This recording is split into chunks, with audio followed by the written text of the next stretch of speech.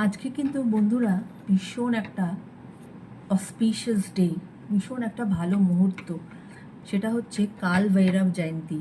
হুম এবং আমিও যেরকম জানতাম না, ইনফ্যাক্ট কাল ভৈরব জয়ন্তীর সম্বন্ধে শুনেছিলাম, কিন্তু আমি কোনোদিন মানে কবে পড়ে না পড়ে সেগুলো আমি কিছু জানতাম না। কিন্তু হঠাৎ করেই একটি ভিডিও আমার চোখের সামনে আসে এবং তারপরে সেই ভিডিওতে বলে মানে দেখা যাচ্ছে যে কাল ভৈরবের আজকে মানে শিবেরই আরেকটা রূপ তো কাল ভৈরব, তো তার স্নান পর্ব চলছে। তখন আমি গিয়ে গুগল সার্চ করলাম, করে দেখলাম যে হ্যাঁ, আজকে 20 ফেব্রুয়ারি 2025 হচ্ছে কাল ভৈরব জয়ন্তী। তো আমরা শিবজিকে রোজই মাথায় জল দেই, যারা শিব পুজো আমরা করি।